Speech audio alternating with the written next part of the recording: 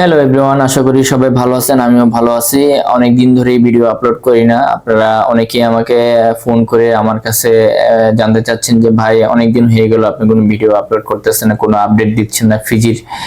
তো যাই হোক, অনেক ভাইরা আমার কাছে অনেক কিছু জানার জন্য আমার কাছে ফোন দিছেন, মেসেজ দিছেন হোয়াটসঅ্যাপে অথবা ফেসবুক পেজে। তো যতটুকু পারছি আপনাদের আমি হেল্প করছি, আপনাদের তথ্যগুলা আপনাদের সাথে শেয়ার করছি।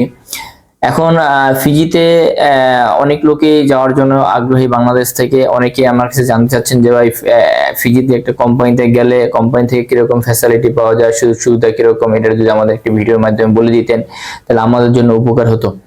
যাই হোক, এটার পাশাপাশি আমি আপনাদের বলে দেবো ফিজিতে কাজের কোন কাজে কিরকম স্যালারি মোটামুটি আপনাদের একটা আইডিয়া দিয়ে দিব, যেহেতু এগুলা আগে থেকেই ওরাও এরকম ভাবেই বলে দেয়, একটা আইডিয়া দিয়ে দেয়, তারপর দেখা যাচ্ছে এটা ইন্টারভিউর মাধ্যমে তারা স্যালারি গুলা নির্ধারিত করে।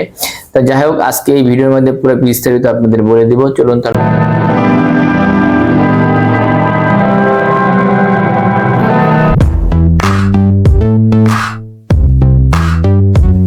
আসলে কি ফিজি এরকম একটি দেশ, আমাদের বাংলাদেশ থেকে এখন বর্তমানে ফিজি যাওয়ার জন্য অনেক লোক আগ্রহী, কিন্তু দেখা যাচ্ছে ফিজি যেতে পারতেছেন না।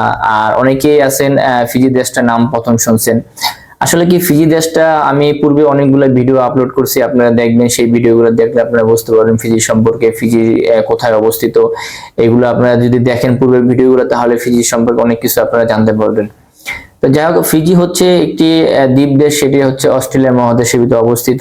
আসলে কি অস্ট্রেলিয়া মহাদেশটা একটি দেশ, কিন্তু অস্ট্রেলিয়া মহাদেশের ভিতরে আরো কিছু দ্বীপ দেশ আছে।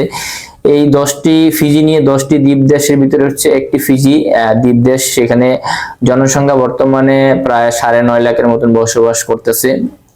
আর এখন বর্তমানে দেখা যাচ্ছে আমাদের বাংলাদেশি লোক ওখানে প্রচুর লোক কাজ করতেছে, কেননা এক সময় খুব কম ছিল। ওখানে কিছু লোক বাংলাদেশি লোক গেছে, যাওয়ার পর দেখছে বাঙালিরা খুব ভালোভাবে কাজ করে, কাজের ওরা ওরকম ভাবে সুন্দরভাবে করতে পারে।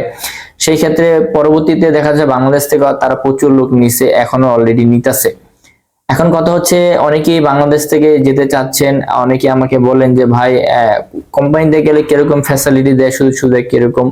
তো আসলে কি ফিজিতে অনেকেই আমাকে বলে যে ভাই আমরা তো ফিজিতে যাব। আমি সবাইকে বলবো ফিজিতে আপনি বর্তমানে যদি যেতে চান, তো সেই ক্ষেত্রে অবশ্যই আপনি একটা হাতের টেকনিশিয়াল কাজ জানা থাকতে হবে।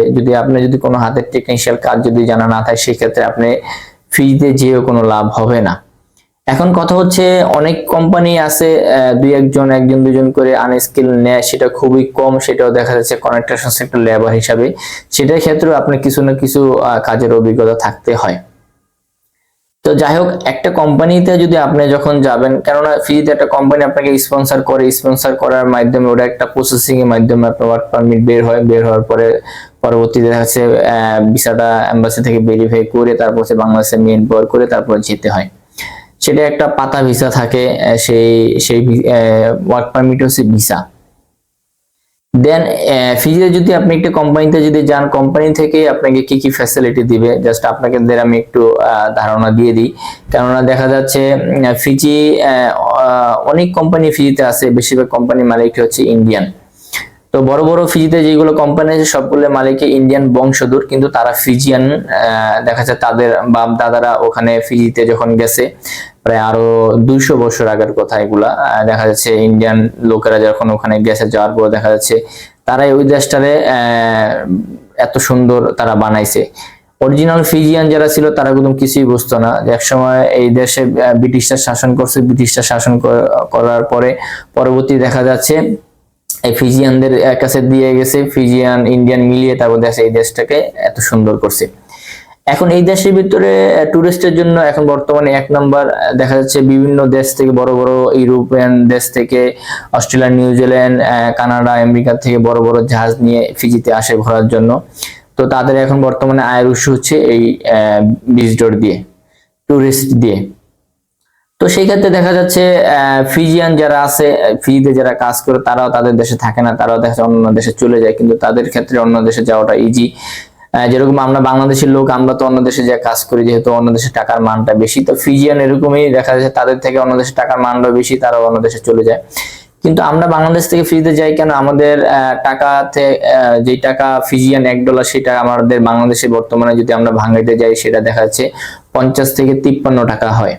তো সেই ক্ষেত্রে দেখা যাচ্ছে টাকার মানটা অনেক বেশি। সেই ক্ষেত্রে দেখা যাচ্ছে আমরা ওখানে যে ভালো একটা টাকা আর্ন করতে পারি, দেশের টাকা দেশে পাঠাতে পারি।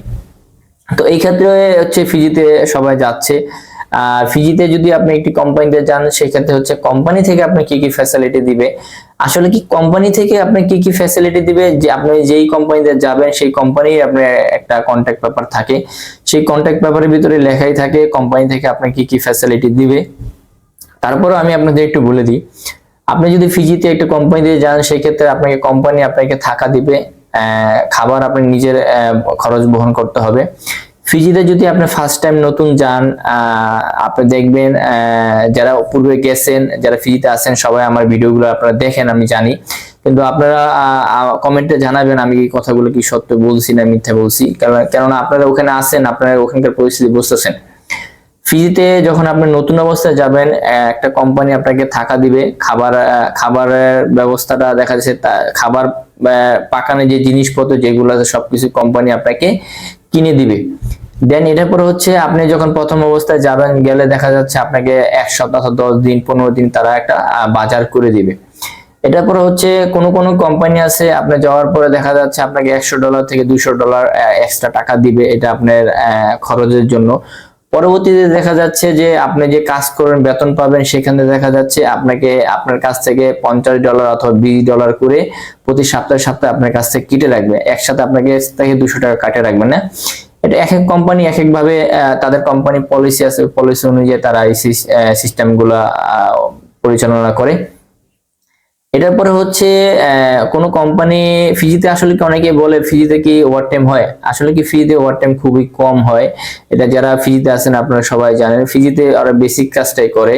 কোন কোম্পানি আছে দেখা যাচ্ছে যে আপনার সপ্তাহে 1 দিন বন্ধ দেয়, আবার কোন কোম্পানি আছে সপ্তাহে দেখা যাচ্ছে 2 দিন বন্ধ দেয়, আবার কোন কোম্পানি আছে সপ্তাহে দেখা যাচ্ছে আপনার 1 দিন বন্ধ দেয়, আবার শনিবার দেখা যাচ্ছে হাফ বেলা কাজ করে।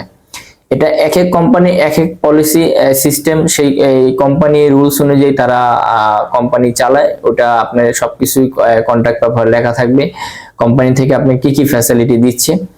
এটার পর হচ্ছে অনেক কোম্পানি দেখি ভিসা বের, এটাও কোম্পানির কোনো নেই, এটা কিছু কিছু এজেন্সিরা আছে দেখি তারা ভিসাগুলো বের করে।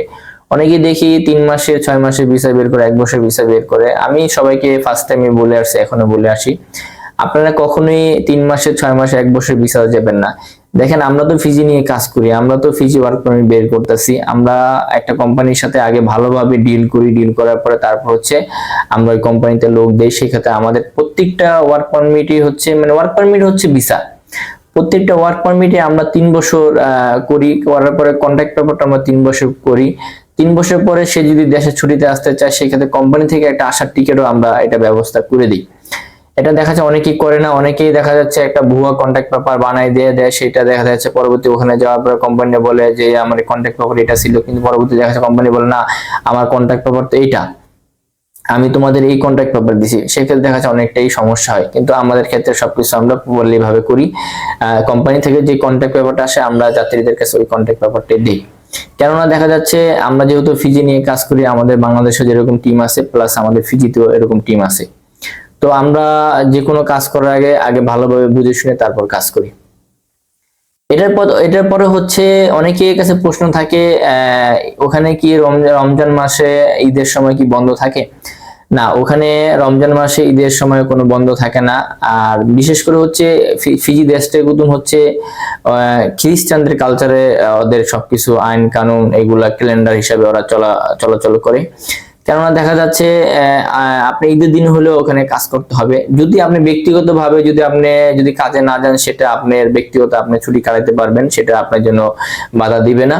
এরা যার ধর্ম নিয়ে তার এটার জন্য ওরা কোনো করে না। এটার পরে হচ্ছে প্লাস এটার পাশাপাশি হচ্ছে অন্যান্য যেই সরকারি যে ছুটিগুলো আছে দেশের রুল অনুযায়ী সরকারি কোনো যদি বন্ধ থাকে সেই ক্ষেত্রে অবশ্যই আপনি ওই দিনের টাকাটা আপনি পাবেন, কিন্তু এমনি সাপ্তাহিক ছুটি যেটা রবিবার, সেই রবিবারের ছুটির টাকাটা আপনি পাবেন না।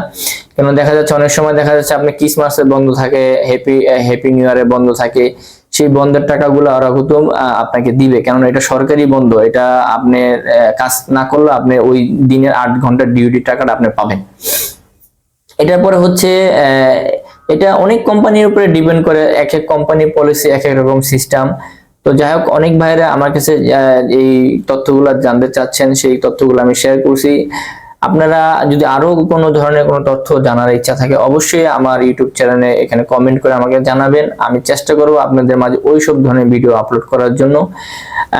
এটার পর হচ্ছে যারা ফিজে যাবেন তারা দ্রুত আমার সাথে যোগাযোগ করবেন, কেননা দেখা যাচ্ছে সবাই তো যেতে চাচ্ছেন, ভালো কোনো ওয়ে পাচ্ছেন না যাওয়ার জন্য, বিশ্বস্ত কোনো লোক পাচ্ছেন না। আমি আপনাদের একটি গ্যারান্টি দিতে পারবো, যদি কাজের দক্ষতা থাকে, স্কিল থাকে, অবশ্যই আপনি আসেন, আমরা আপনার ফাইলটা ওরকম সুন্দরভাবে আমরা প্রসেসিং করে দিব। দেন আপনি দেখা যাচ্ছে আমাদের মাধ্যমে যদি ওখানে যেতে পারেন, আমরাও দেখা যাচ্ছে বলতে পারি কোম্পানিতে, দেখ আমরা এই লোক দিছি, তারপরে সেই লোকটা যে ওখানে যদি ভালো থাকে, কোম্পানি আমাদের কাছ থেকে আরো লোক নেয়। তো যাই হোক, এটার পাশাপাশি আমরা তো অন্য দেশ নিয়েও কাজ করতেছি, সেটা আপনারা জানেন। পূর্বে অনেকগুলা ভিডিও আপলোড করা আছে, পোস্ট করা আছে, আপনারা সেগুলো দেখলে বুঝতে পারবেন আমরা কোন কোন দেশ নিয়ে কাজ করতেছি।